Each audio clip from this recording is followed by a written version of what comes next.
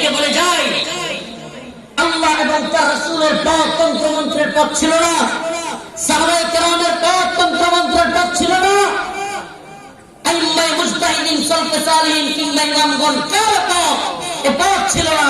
এই পথ আল্লাহ এবং রাসূলের পথ নয়, সাহাবায়ে কেরামের পথ নয়, আরে জর্জ বুশের পথ, আব্রাহাম লিঙ্কনের পথ, লেনিনের পথ, কার্ল মার্ক্সের পথ মুসলমানদের পথ হতে পারে না।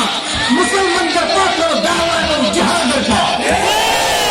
আল্লাহ রাসূল সাল্লাল্লাহু আলাইহি ওয়াসাল্লাম দেখা গেছেন, মাথায় হাত দাও, হাত বুলাও, বুঝাও, দিনের পথে নিয়ে আসো।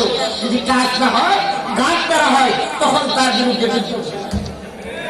আমাদের কাছে ক্ষমতা আছে, আমরা জানি কোন পথে যেতে হবে। আরে শহীদ কি তন্ত্রমন্ত্রের পথে শহীদ হওয়া যায়? কথা বুঝতে পারতেছি? গনিমত পাওয়া যায়?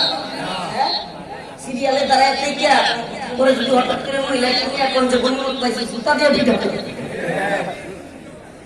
সিরিয়ালে দাঁড়ায় থেকে সিলমারো যায়, সিলমারো কইয়া যদি বলেন যে এটাই যেহেতু জিহাদ, তাহলে মহিলাকে ধরে দিয়েছে, এটা তো গনিমত, চামড়া তুলে ফেলবে। এই পথ কোরআন সুন্নাহর পথ নয়, আমাদেরকে অবশ্যই কোরআন সুন্নাহর পথেই যেতে হবে।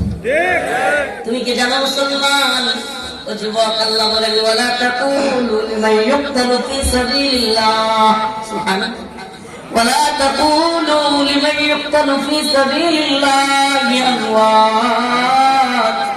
ও যুবক, তুমি কি জানো আমার আল্লাহ বলতেছেন যারা দ্বীনের পথে শহীদ হয় তাদেরকে তোমরা ওয়ালা তাকুলু তোমরা মৃত বলো না, তাদেরকে মৃত বলাও নিষেধ।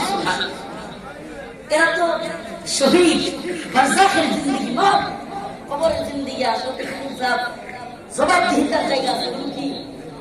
আরে শহীদের জন্য এগুলো ক্ষমা বিশেষ এগুলো নাই, শুধু কি তাই? আরে শহীদ মৃত্যুর সময় রাসূলুল্লাহ সাল্লাল্লাহু আলাইহি ওয়াসাল্লাম বলেছেন সাকরাতুল মাউত হক, সাকরাতুল মাউত সত্য, কিন্তু রাসূল সাল্লাল্লাহু আলাইহি ওয়াসাল্লাম বলেছেন সাকরাতুল মাউতের আযাব সইতে হবে। আল্লাহর রাস্তায় যারা কি হয়, দিনের পথে যারা একটা পিঁপড়ায় কামড় দিলে যতটুকু এর চাইতে কম ব্যথা পাবে শহীদ। সুবহানাল্লাহ। আমরা কি দিনের পথে শাহাদাতের তামান্না রাখি না?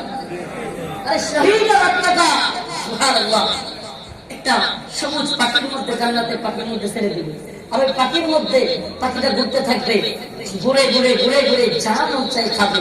আল্লাহ আমাদের সবাইকে আল্লাহর রাস্তায় শহীদ হওয়ার তৌফিক দান করুন। আমিন।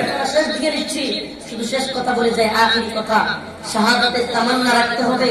দ্বীনের পথে ওই সবুজ পাখির মতো ঘূর্ণেওয়ালা হওয়ার জন্য চিন্তা ভাবনা করতে হবে।